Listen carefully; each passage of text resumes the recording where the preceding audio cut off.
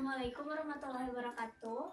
Perkenalkan, nama saya Firna Ramadini. Pada kesempatan kali ini, saya akan menjelaskan tentang materi sintesis protein.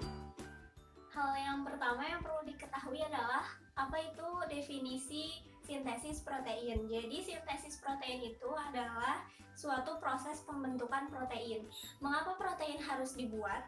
Protein itu merupakan salah satu zat yang sangat penting untuk tubuh manusia dan juga makhluk hidup yang lainnya. Salah satu fungsi dari protein adalah untuk membentuk enzim dan juga tentu masih banyak fungsi-fungsi yang lain. Proses sintesis protein itu terbagi menjadi dua, yaitu yang pertama adalah transkripsi dan yang kedua adalah translasi.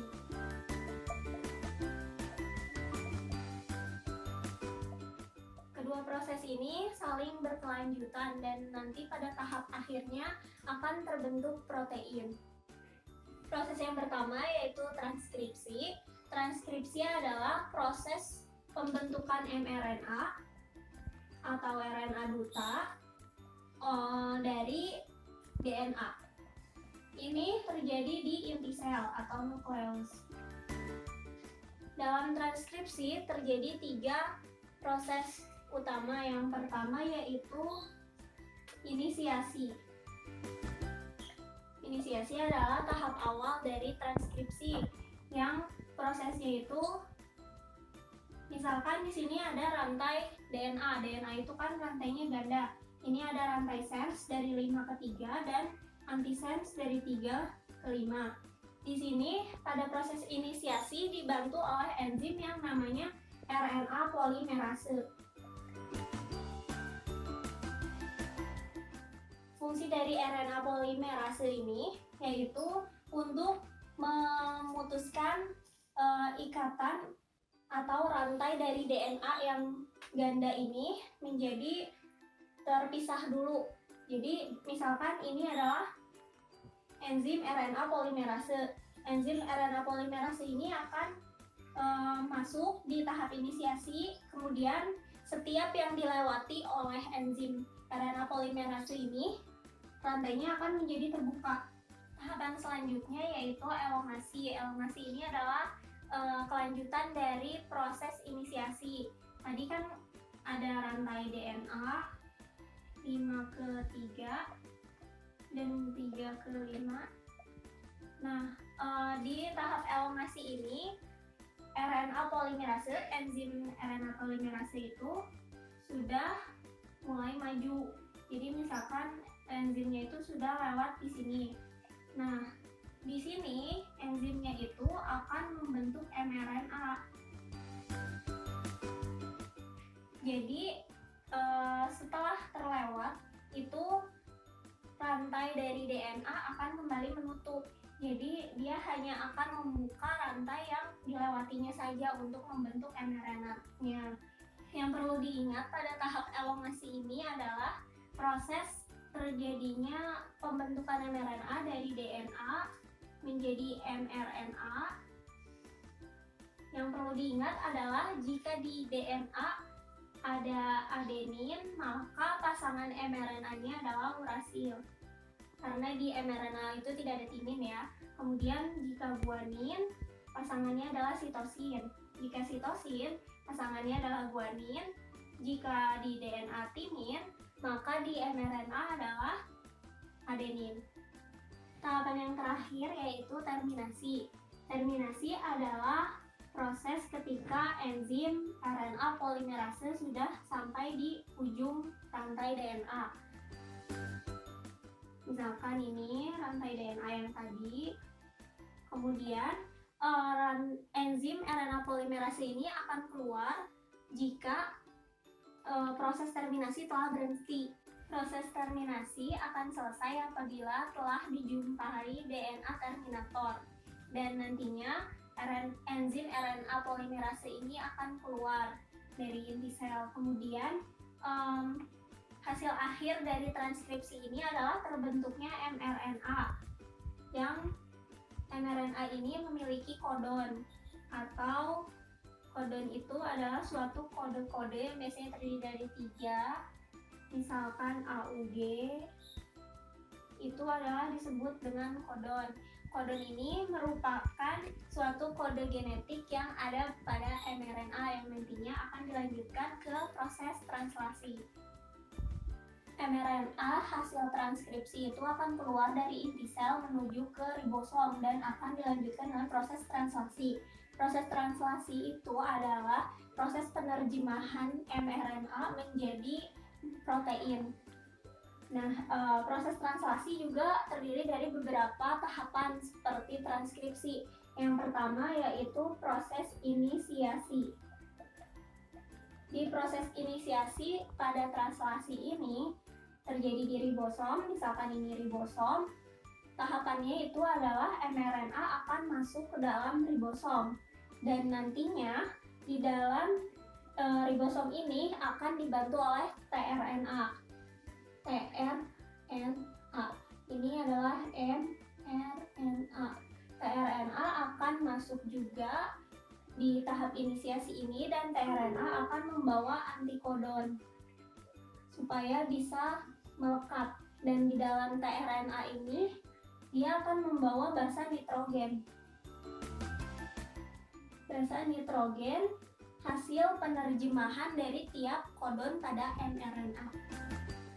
Tahapan selanjutnya adalah elongasi. Elongasi ini adalah proses ketika mRNA itu sudah mulai masuk ke dalam ribosom sampai dengan pertengahannya. Nah, di dalam elongasi ini terjadi proses penerjemahan mRNA oleh tRNA, di mana yang harus diingat itu adalah jika pada mRNA itu adalah adenin, maka pada tRNA pasangannya adalah urasil. Jika urasil, maka adenin. Jika guanin, maka sitosin. Jika sitosin, maka pasangan pada tRNA-nya adalah guanin. Ini nantinya akan membentuk suatu basa nitrogen yang akan membentuk protein. Tahap yang terakhir yaitu terminasi. Terminasi ini adalah proses ketika mRNA sudah di tahap terakhir atau sudah menjumpai stop codon. Stop codon itu ada 3, yaitu UAA, UAG, dan UGA. Jika sudah menemui 3 stop codon ini, maka proses sintesis protein itu sudah berakhir dan akan terbentuk beberapa basa nitrogen penyusun dari protein. Misalkan pada AUG itu adalah metionin. Misalkan juga ada basa nitrogen dengan kodon-kodon yang lain, nantinya akan membentuk suatu polipeptida. Contoh soal nomor 1. Berikut ini peristiwa yang terjadi selama sintesis protein. 1. tRNA mengangkut asam amino ke ribosom. 2. mRNA meninggalkan inti menuju ribosom. 3. Asam amino dirangkai menjadi polipeptida. 4. DNA mengadakan transkripsi membentuk RNA. 5. Terbentuklah protein sesuai kode genetik.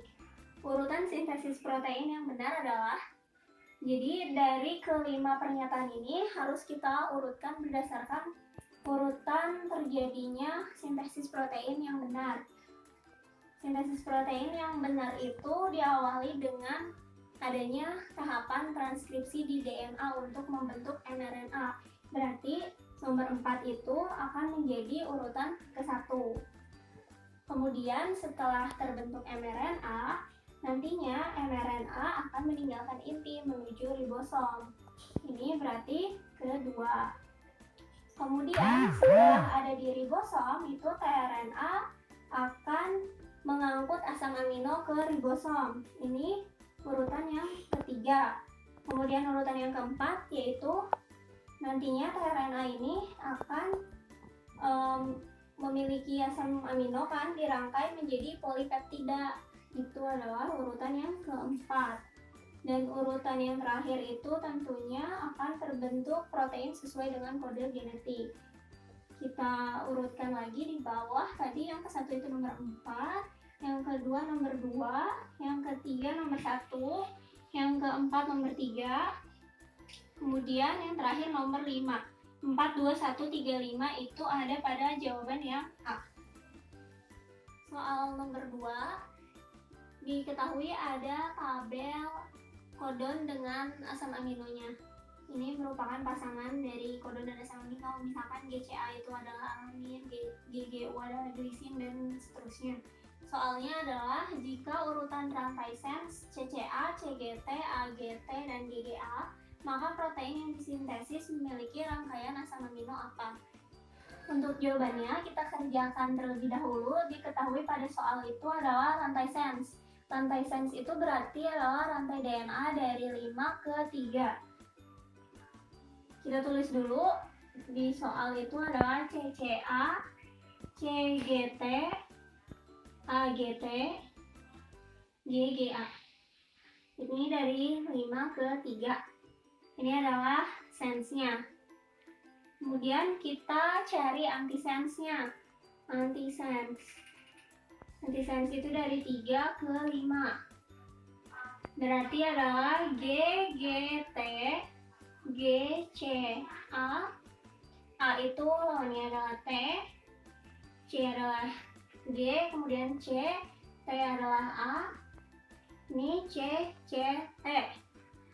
Proses transkripsi itu dibentuk dari DNA menjadi mRNA. Kita cari dulu mRNA-nya dari pasangannya, yaitu C menjadi G, A menjadi U, G menjadi C, G menjadi C, dan di mRNA itu tidak ada timin, tapi diganti menjadi urasil. Kita tuliskan dulu, CCA berarti menjadi GGU, yang ini menjadi GCA, ini menjadi UCA, dan yang ini adalah CCU. Ini adalah mRNA-nya. Kemudian masuk ke tahap translasi yang memerlukan bantuan tRNA. tRNA-nya itu adalah pasangan dari basa-basa yang ada pada mRNA. Yang GGU ini berarti menjadi CCA, kemudian GCA menjadi CGU, UCA menjadi AGU, dan CCU menjadi GGA.